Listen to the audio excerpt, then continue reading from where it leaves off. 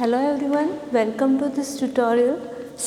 इससे पहले वाली क्लास में हमने क्या पढ़ा था, रेस्ट्रिक्शन एंजाइम और रेस्ट्रिक्शन एंजाइम की यूजेस पढ़े थे। हमने स्टार्ट क्या किया था, वेक्टर्स।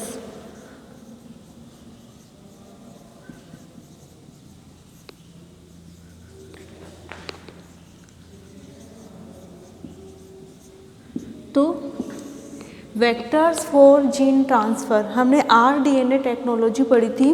तो आरडीएनए टेक्नोलॉजी में जिस डिज़ायर्ड जीन्स को जिस डीएनए सेगमेंट्स के साथ जोड़ा था, जो सर्कुलर होता है मोस्टली, वो क्या थे, वेक्टर। तो यहाँ पे हम उन वेक्टर्स को पढ़ेंगे जो प्रीवियस क्लास में जिन वेक्टर्स पे हमने बात की थी कि आरडीएनए टेक्नोलॉजी में किस किस टाइप के वेक्टर्स का यूज़ किया जाता है। तो वेक्टर्स फॉर जीन ट्रांसफ़र पे आपकी शॉर्ट नोट भी आ सकता है और बड़ा क्वेश्चन भी आ सकता है, ठीक है। तो इसको अच्छे से पढ़ लेना। तो वेक्टर्स क्या होते हैं, वेक्टर्स वे जीव होते हैं जिनमें डिज़ायर्ड या फॉरेन जीन को प्रवेश करवाया जाता है और उसके बाद में उन्हें रिकॉम्बिनेंट डीएनए बनाया जाता है और एक होस्ट से दूसरे होस्ट में उनको ट्रांसफ़र करने का कार्य किया जाता है। तो वेक्टर्स को मैंने क्या डेफिनेशन दी थी लास्ट क्लास में कि वेक्टर्स ऐसे जीव होते हैं जो अपने अंदर डिज़ायर्ड या फॉरेन डीएनए को निवेशित करते हैं और उसके बाद में रिकॉम्बिनेंट डीएनए बनाते हैं। वह एक सेल से दूसरी सेल में स्थानांतरण का कार्य करते हैं। इन वेक्टर्स के मैंने कल कुछ गुण बताए थे, प्रॉपर्टीज। वो प्रॉपर्टीज क्या थी कि ये जो वेक्टर्स होते हैं इनमें रेप्लिकेशन का गुण होना चाहिए और ये ऑटोनोमस नेचर के होने चाहिए ताकि ये होस्ट में जाके अपनी मल्टीपल कॉपीज बना सके। फर्स्ट थिंग तो ये। सेकंड थिंग मैंने क्या बताई थी कि ये आसानी से आइसोलेट हो सके, मीन्स इनका आइसोलेशन एंड प्यूरिफिकेशन आसानी से हो सके। थर्ड थिंग क्या, ये आसानी से होस्ट सेल में प्रविष्ट हो सके। इनमें रेस्ट्रिक्शन एंजाइम के लिए पहचान स्थल होने जरूरी है। इनमें रिपोर्टर जीन का होना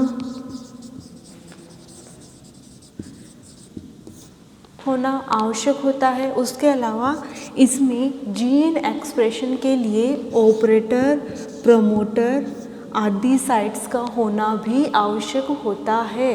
तो इनमें रिपोर्टर जीन्स भी होनी चाहिए। उसके अलावा जीन एक्सप्रेशन के लिए ऑपरेटर, प्रमोटर आदि साइट्स का होना भी आवश्यक होता है। अब बात करते हैं हम टाइप्स ऑफ वेक्टर। तो ये जो इनकी प्रॉपर्टीज़ हैं, इन प्रॉपर्टीज़ पे हमने कल बात कर ली थी। अब बात करते हैं हम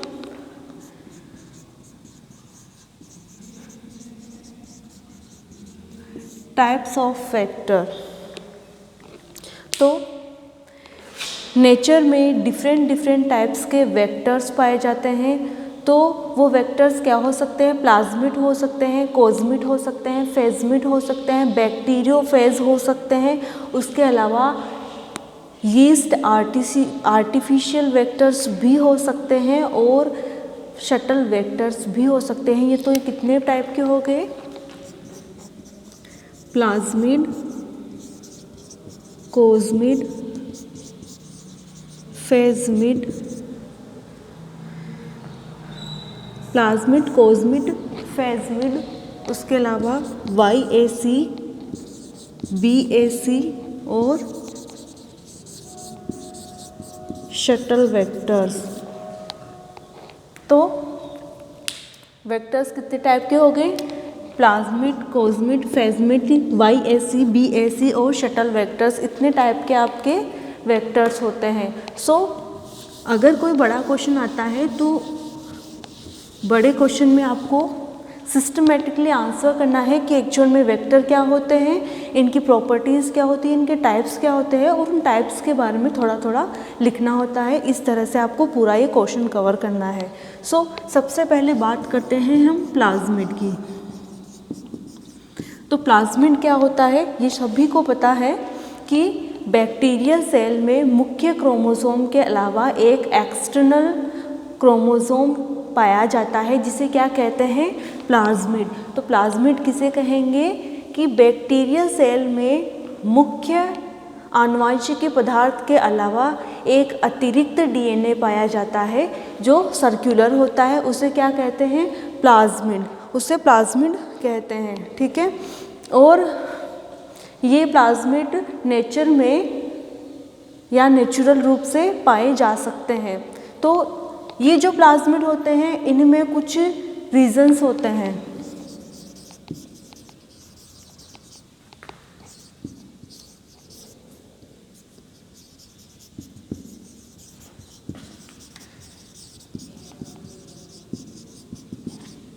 मॉड्यूलर ऑर्गेनाइजेशन ऑफ प्लाज्मिड। तो इन प्लाज्मिड्स में, या मैं यूँ कहूँ कि कुछ ऐसे सीक्वेंस होती हैं जिन्हें क्या बोलते हैं, मॉड्यूल्स कहते हैं। तो मॉड्यूलर ऑर्गेनाइजेशन ऑफ प्लाज्मिड, तो विभिन्न टाइप के वेक्टर्स में विभिन्न कार्य को करने के लिए कुछ विशिष्ट क्षारक अनुक्रम पाए जाते हैं जिन्हें क्या कहते हैं, मॉड्यूल्स कहते हैं। तो इस हेडिंग में सबसे पहले क्या आएगा, मॉड्यूलर ऑर्गेनाइजेशन ऑफ प्लाज्मिड में, कि इन मॉड्यूल्स का जो ऑर्गेनाइजेशन होता है उस कंप्लीट प्लाज्मिड की स्ट्रक्चर में, तो सबसे पहले ये जानना जरूरी हो जाता है कि मॉड्यूल होते क्या हैं। तो विभिन्न टाइप के वेक्टर्स में या विभिन्न टाइप के प्लाज्मिड में विशिष्ट कार्य को करने के लिए एक निश्चित सीक्वेंस होती है किनकी, क्षारकों की। तो एक निश्चित क्षारक अनुक्रम होता है जिन्हें क्या कहते हैं, मॉड्यूल्स। आपको ये तो पता है कि डीएनए में डिफरेंट टाइप की जीन्स पाई जाती है। तो मैं अगर अदर वर्ड्स में कहूँ तो ये एक टाइप की जीन्स ही होती है जो अलग अलग रीजन में स्थित होती है।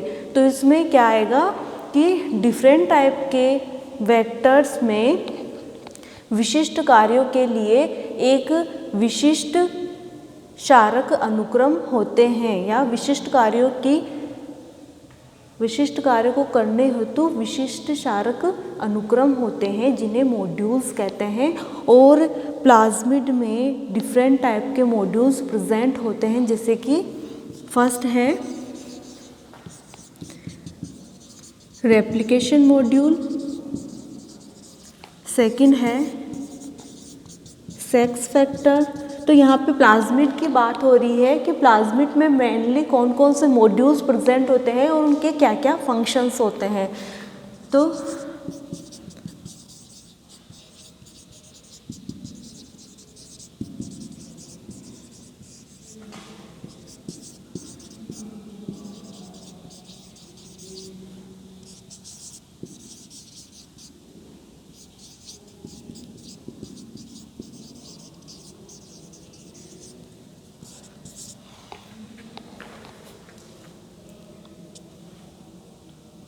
ये डिफरेंट मॉड्यूल्स है, replication module, sex factor, R determinant module, col module, restriction module, और उसके अलावा लास्ट होता है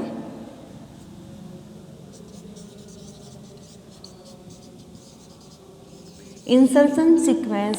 तो जो प्लाज्मिड होता है, इस प्लाज्मिड में ये कंप्लीट मॉड्यूल्स प्रेजेंट होते हैं जो अलग अलग फंक्शंस के लिए उत्तरदायी होते हैं। तो फर्स्ट हम बात करते हैं रेप्लिकेशन मॉड्यूल्स। तो इसमें रेप्लिकेशन का ओरी स्थल पाया जाता है। ओरी स्थल, ओरी मीन्स रेप्लिकेशन ओरिजिन साइट। तो प्रत्येक प्लाज्मिड में रेप्लिकेशन के लिए ओरी स्थल पाए जाते हैं। ओरी स्थल किसका क्या कार्य करेंगे, जब कोई बैक्टीरिया में ये प्लाज्मिड या वेक्टर ट्रांसफ़र होता है तो ये ओरी स्थल क्या होंगे, एक्टिव होंगे, और एक्टिव होके क्या करेंगे, रेप्लिकेशन की उत्पत्ति करेंगे या रेप्लिकेशन को स्टार्ट करने का कार्य करेंगे। तो ओरी साइट्स में क्या प्रेजेंट होंगे, रेप्लिकेशन मॉड्यूल में ओरिसाइट प्रेजेंट होगी। ओरिसाइट क्या करेगी? रेप्लिकेशन की ओरिजिन करने का कार्य करेगी। मीन्स जब ये वेक्टर किसी होस्ट के अंदर ट्रांसमिट होता है उस समय ये एक्टिव होगी और रेप्लिकेशन को स्टार्ट करने का कार्य करेगी। फिर आ जाता है सेक्स फैक्टर। तो आपने कॉन्जुगेटिव फैक्टर्स पढ़े हों।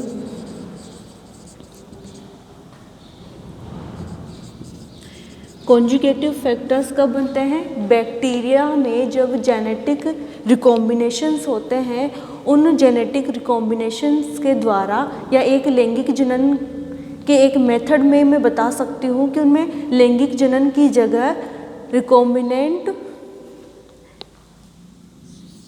बनते हैं।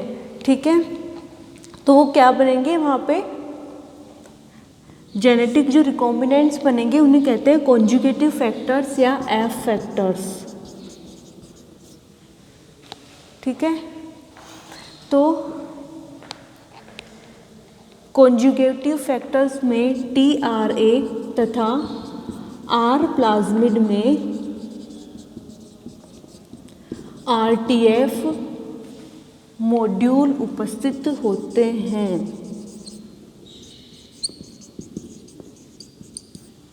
तो सेक्स फैक्टर्स, आपको पता है सेक्स फैक्टर्स क्या होते हैं? जब आपने बैक्टीरिया में रिप्रोडक्शन पढ़ा होगा तो उनमें जो सेक्सुअल रिप्रोडक्शन की जगह एक मेथड होता है रिप्रोडक्शन का, जेनेटिक रिकॉम्बिनेशन। तो जेनेटिक रिकॉम्बिनेशंस में क्या बनते हैं? कॉन्जुगेटिव फैक्टर्स या एफ प्लाज्मिड। जो एफ प्लाज्मिड किसे कहेंगे? जिनमें एफ फैक्टर होता है। तो एफ फैक्टर का TRA तथा R प्लाज्मिड का RTF मॉड्यूल इसमें उपस्थित होता है। RTF मॉड्यूल मीन्स रेस्ट्रिक्शन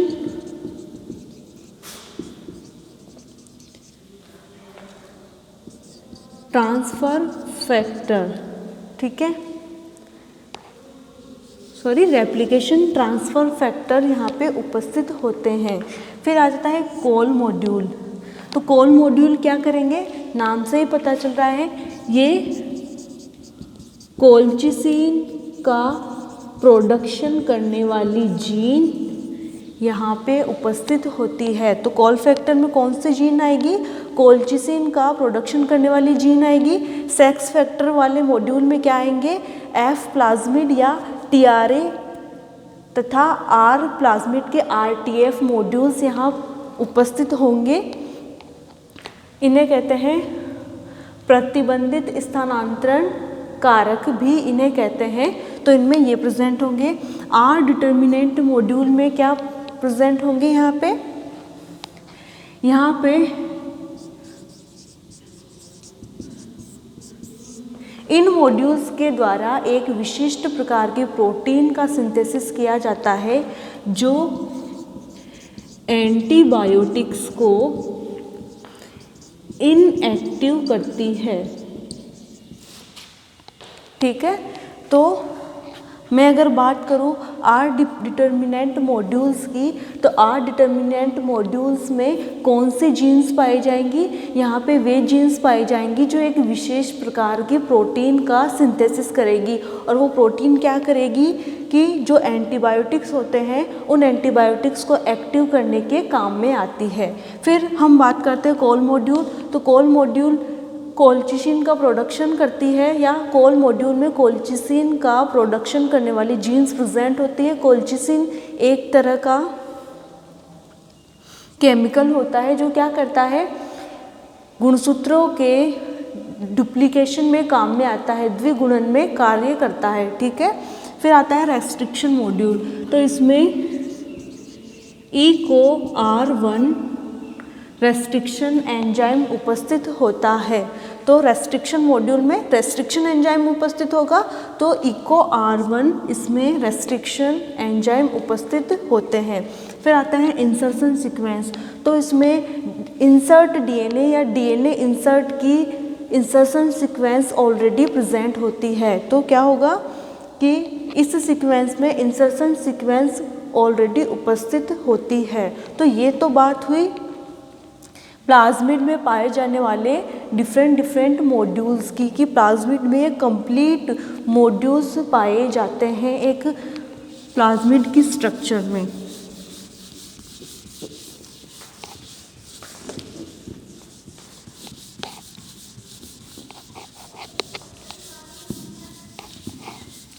अब देखो, ये जो प्लाज्मिड नेचर में नेचुरल रूप से पाए जा रहे हैं, तो इन नेचुरल प्लाज्मिड्स को और ज़्यादा बेनिफिशियल या यूज़फुल बनाने के लिए इनमें कुछ मॉडिफिकेशंस किए जाते हैं और इनके रिकॉम्बिनेंट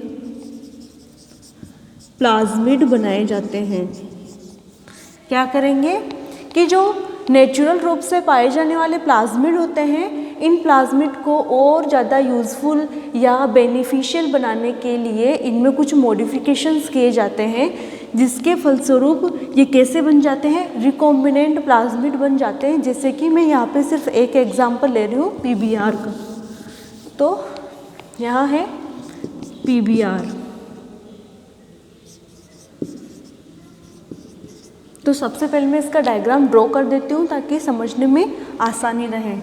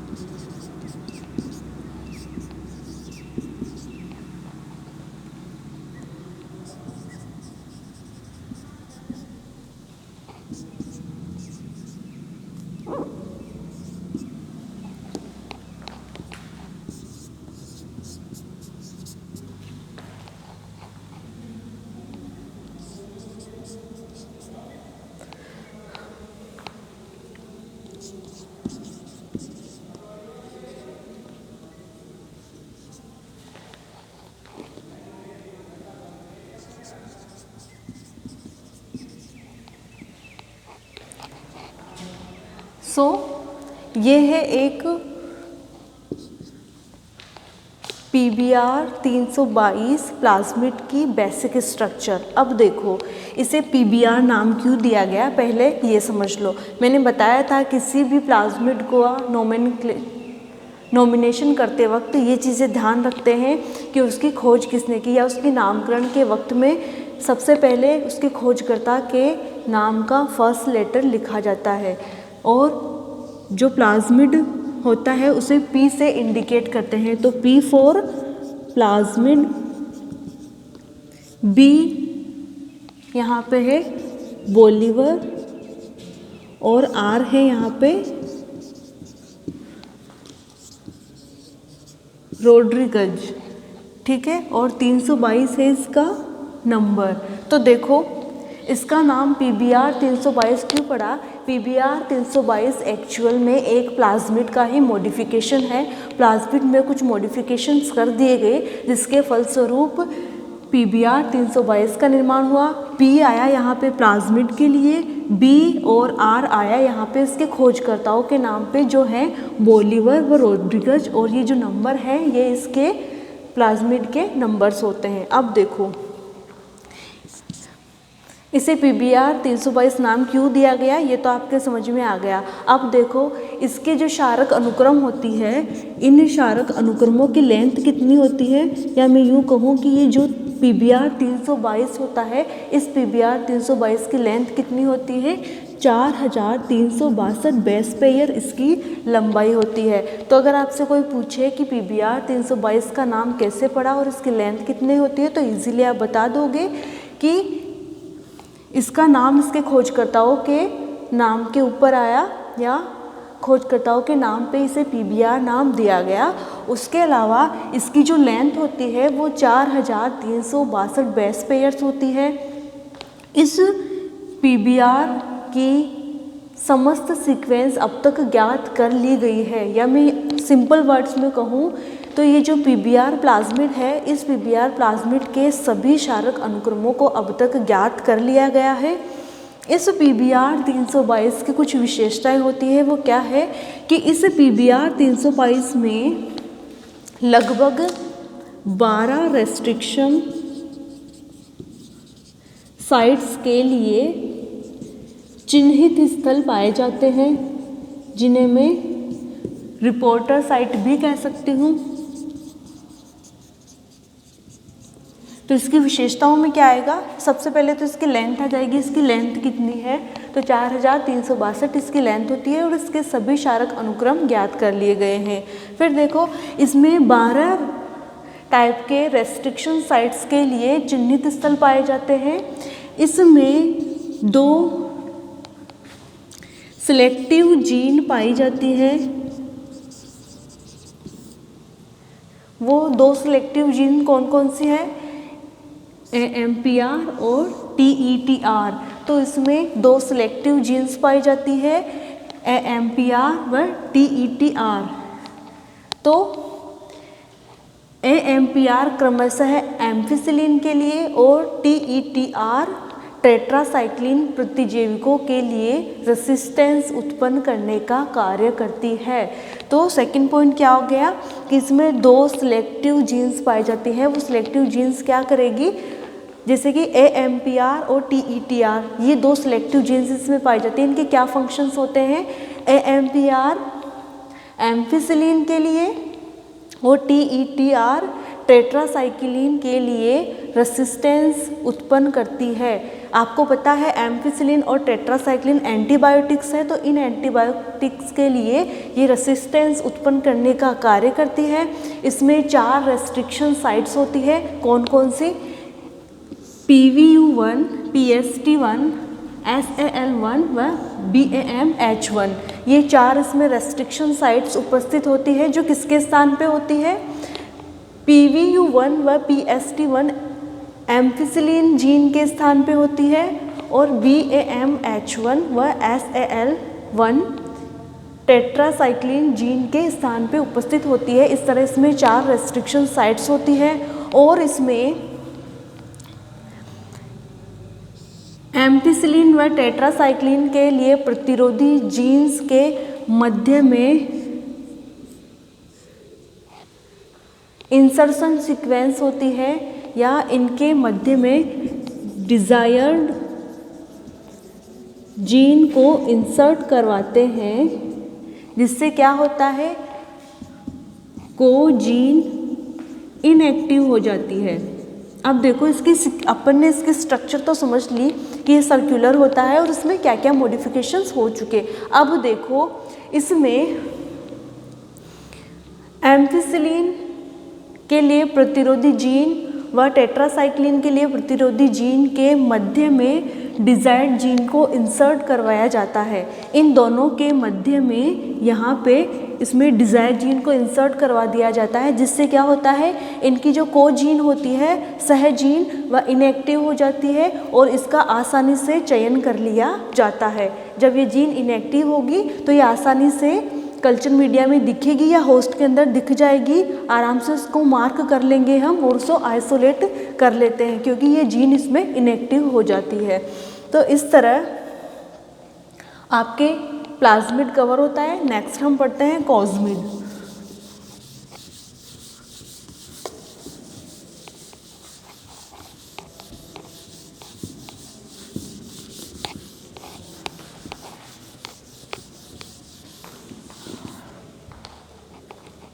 सेकंड है कॉस्मिड।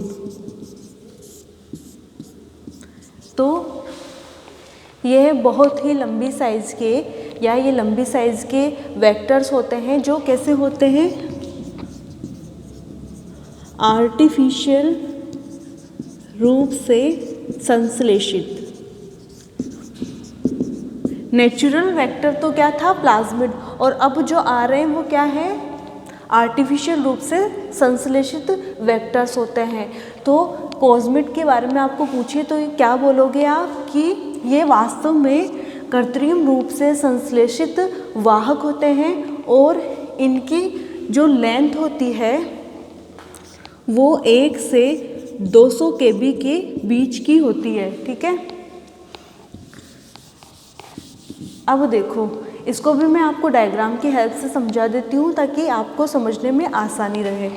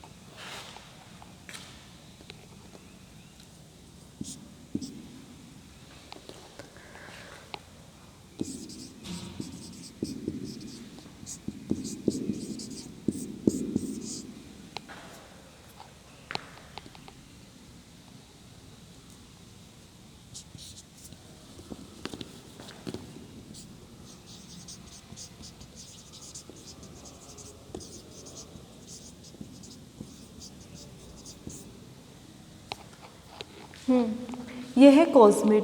तो ये कृत्रिम रूप से संश्लेषित वाहक होते हैं या वेक्टर्स होते हैं जिनकी लेंथ कितनी होती है 1.7 kb के लगभग होती है और ये बहुत ही ज़्यादा लंबे डीएनए को क्लोन करने के काम में आने वाले वेक्टर्स होते हैं।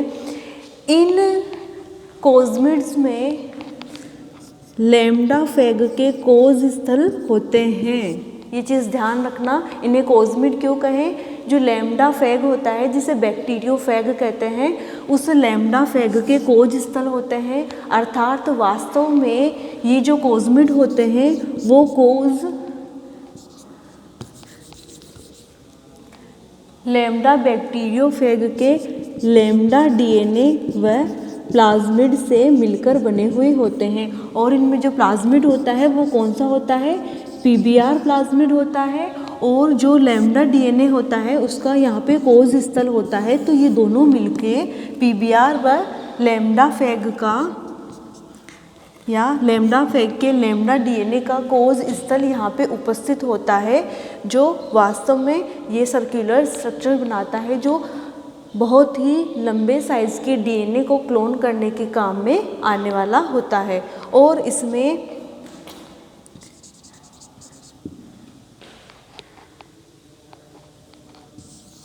एम्पिसिलिन जीन प्रेजेंट होती है जो एम्पिसिलिन एंटीबायोटिक के लिए रेसिस्टेंस शो करने का कार्य करती है।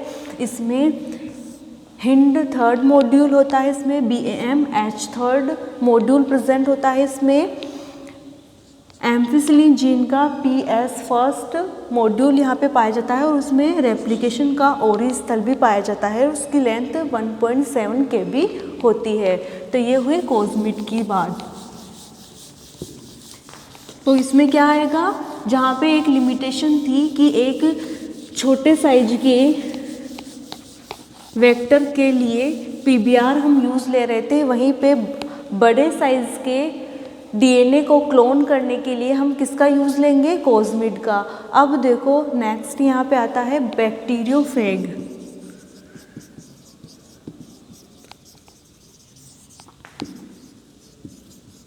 तो सबसे पहले ये समझ लो बैक्टीरियोफैग क्या होता है।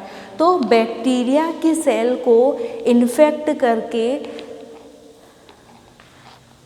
लयन करने वाला वायरस बैक्टीरियोफैग कहलाता है। या मैं सिंपल वर्ड्स में कहूँ तो ऐसा वायरस जो बैक्टीरिया को सेल को इन्फेक्ट करता है और उनको मार देता है, क्या कहलाता है, बैक्टीरियोफैग कहलाता है।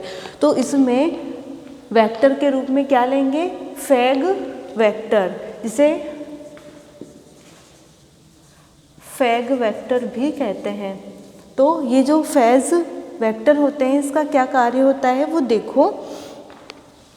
जो बैक्टीरियोफैग होता है या लैम्डा बैक्टीरियोफैग होता है, इस लैम्डा बैक्टीरियोफेग का डीएनए कैसे होता है? द्विसूत्री व गोल होता है। ठीक है, तो लैम्डा बैक्टीरियो, आपको ये तो पता चल गया कि बैक्टीरियोफेग होता क्या है। तो ये जो लैम्डा बैक्टीरियोफेग होता है, इसका जो डीएनए होता है वो द्विसूत्री होता है और सर्कुलर होता है। लेकिन जो इसका प्रोटीन हेड होता है, ये समझो एक बैक्टीरियोफेग की स्ट्रक्चर है। तो इस बैक्टीरियोफेग में ये जो इसका प्रोटीन हेड होता है वो कैसा होता है? एकल सूत्री होता है, सिंगल स्ट्रैंड होता है, एकल सूत्री होता है। उसके अलावा ये लीनियर होता है, रेखित होता है। जहाँ मैंने अभी क्या बताया आपको कि लैम्डा फेग का जो आनुवंशिकी पदार्थ होता है डीएनए, वो कैसे होता है? द्विसूत्री व गोल होता है। लेकिन जब वो इस प्रोटीन कोट के अंदर होता है, यह है प्रोटीन कोट, तो इस प्रोटीन कोट के अंदर वो कैसा होता है? एकल सूत्री व रेखित होता है। लेकिन जब ये किसी बैक्टीरिया को इन्फेक्ट करता है तब क्या करता है? ये बैक्टीरियल सेल में जाते ही कैसा हो जाता है? सर्कुलर और द्विसूत्री हो जाता है, और साथ में ही उस बैक्टीरिया के प्लाज्मिड को अपने अंदर ले लेता है और कैसी स्ट्रक्चर बनाता है? द्विसूत्री स्ट्रक्चर बनाता है। तो ये जो बैक्टीरियोफेग या फाज वेक्टर्स होते हैं, ये भी क्या काम करेंगे? ये भी सेम वही काम करेंगे। कैसे? कि ये द्विसूत्री होते हैं, उसके अलावा ये गोल होते हैं। क्या करेंगे? बैक्टीरिया को इन्फेक्ट करने का काम करेंगे। एक्चुअल में ये क्या होते हैं? वायरस होते हैं, जो नॉर्मल कंडीशन में लीनियर होते हैं। लेकिन जब ये किसी होस्ट को या बैक्टीरिया को इन्फेक्ट करते हैं तो उनके साइटोप्लाज्म में इनका आनुवंशिक पदार्थ जो लीनियर था वो जाते ही क्या करेगा? होस्ट के आनुवंशिक पदार्थ के साथ मिलकर क्या करेगा? द्विसूत्री संरचना बना लेगा और उसको अपने अंदर समाहित कर लेगा। इसके जो दोनों एंड्स होते हैं, ये एंड और ये एंड, इसमें भी कोज स्थल होते हैं, कोज साइट्स होती है, ये ध्यान रखना। इसमें भी कोजमिट की तरह कोज साइट्स भी होती है। और जो इसके दोनों एंड्स होते हैं वो एंड्स एक दूसरे के क्या होते हैं? कॉम्प्लीमेंट्री होते हैं। तो जब ये किसी होस्ट पे इन्फेक्शन करते हैं तब क्या होता है कि ये थोड़ी सी मात्रा में उस होस्ट के डीएनए को या उसके आनुवंशिक पदार्थ को अपने अंदर समाहित कर लेते हैं। उसके अलावा इसके जो दोनों एंड्स एक दूसरे के कॉम्प्लीमेंट्री थे वो जुड़ जाते हैं और इस तरह से ये प्लाज्मिड के डीएनए को भी अपने साथ समाहित कर लेते हैं और उसका रेप्लिकेशन करते हैं। अर्थात ये भी बड़े साइज़ के डीएनए को क्लोन करने के लिए काम में लिए जाते हैं। फिर हम बात करते हैं यहाँ पे